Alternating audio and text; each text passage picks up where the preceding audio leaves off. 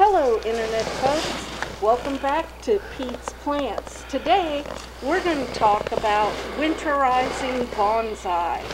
So you may be someone who was gifted a bonsai this year, or you were at a nursery trying to get some COVID relief and picked up a bonsai. It's been growing great all summer, but wow, you're in a climate that actually gets freezes. What do you do? How do you keep this plant alive? And what on earth is winterizing bonsai? To teach us all about it, we have Peter Jones and Pete Jones's study group, who has graciously agreed to help. Okay. Matt, and Jamal. Okay. We're going to get started with this cascade, which is difficult to winterize cascades. I came up with a method many years ago that has worked for me for years, and I will keep using it until it doesn't work. Okay? First, why do you winterize? Can't you keep that tree where it is over the winter? I probably could, but to be safe rather than sorry, I'm winterizing to make sure that I can protect it. In other words, are you protecting the roots. Okay. I want them to freeze and stay frozen. If the roots freeze, won't that kill the tree? No. How many forests do you see buried in snow in cold winters? The ground freezes down to about 32 inches almost, and the trees live. So they go into a suspended animation, like when the roots are freezing. They are not active, okay? So once the temperatures start getting above 32, around 40 degrees, the roots start becoming active. Does the freeze thaw that happens in a lot of climates, is that a danger? It is a danger. Freeze thaw, you get a real hot day, the roots think I can start pumping sap, and that's why you see some trees where the sap has frozen again and bumps out. It's not on this tree, I'm just saying that can happen. In other words, you'll see like the bark just splits, and that's usually what causes it. Are there trees that you don't need to winterize?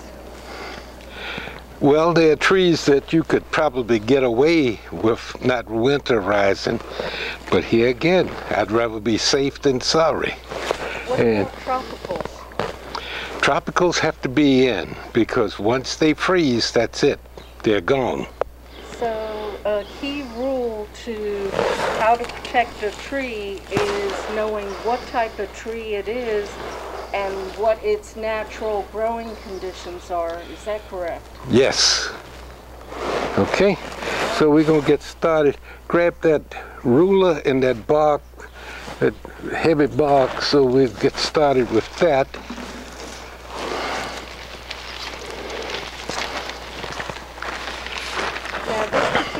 Here's what I've considered a cascade, correct?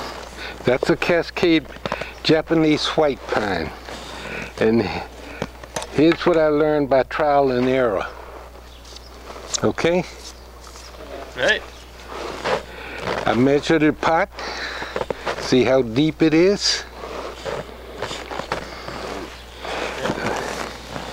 Then, hello.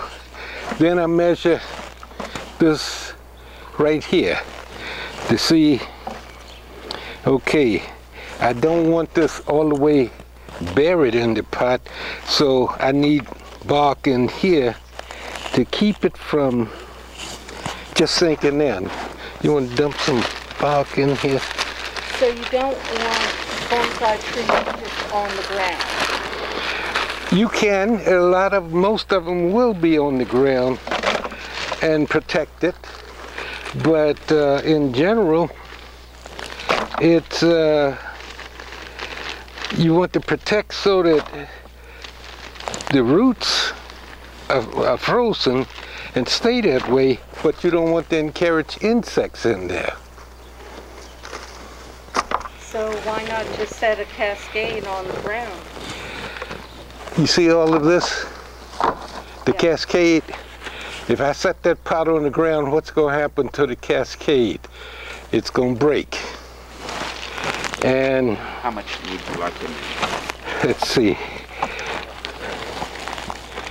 Oh, keep doing. Yeah, we want to get it. This stuff settles. Okay, let's see what we got now. Pine bark nuggets that you're using, right? Yeah, there's commonly referred to as silver dollar nuggets, and I use those. And what do they look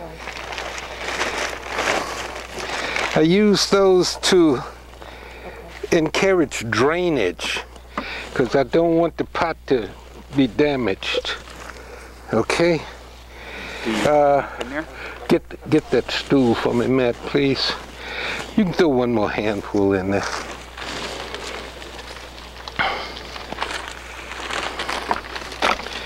And one other thing that I've learned the hard way with cascades and winter storage, Mother Nature has a tendency to produce a lot of wind. And wind in the, set that up here now. Wind in a cascade is asking for a problem. Is that why you had that tree? I have it tied, yes. I can't replace this pot. If it breaks, it's gone. That looks like a Sarah Rayner original pot. It is. Sarah and I went back and forth a couple of months discussing the design and size and everything. So, where are your gloves, Matt? Oh, forgot him. All right. Here. You want to see how deep it is in there? Oh, that's right, Pete. Okay. So now you've got a base of bark in here. Mm-hmm. It's a little hard to see it there. And that keeps the pot off of the ground and off the weeds. Yes. So now we're going to fill in.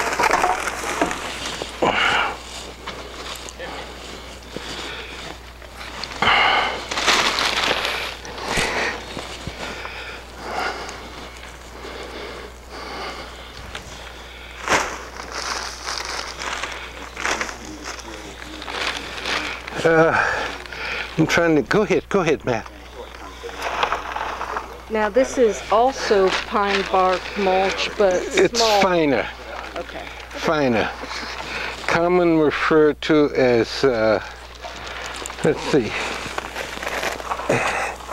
There's what it normally referred to as.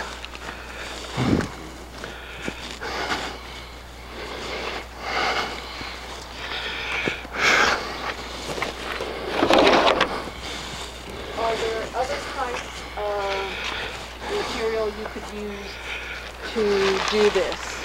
Yes, everybody needs to check what's in their area and use what's available to them. What are examples of good material versus bad material? Well, you don't want something that will hold a lot of moisture and freeze. You can dump it in here and then just hold the container up if you wish. We're almost there, I think. Okay. Aren't you going to use your stick to kind of... Yeah, right now, let me get it.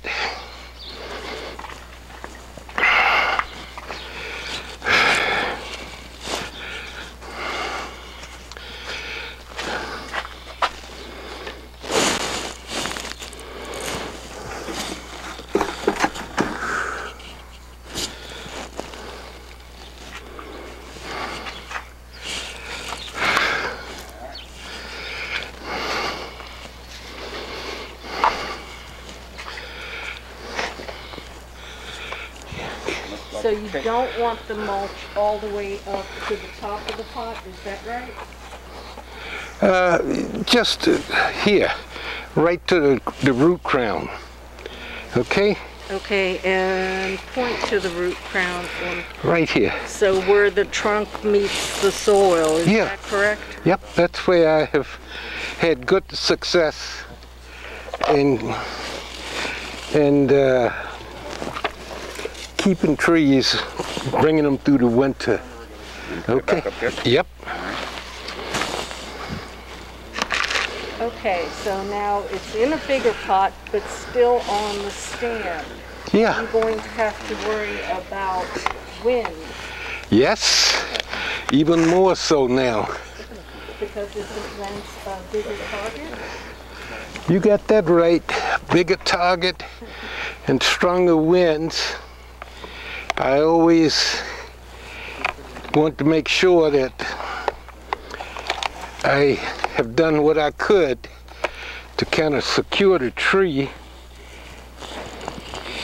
Now where did that fall off to? Ah, there it is.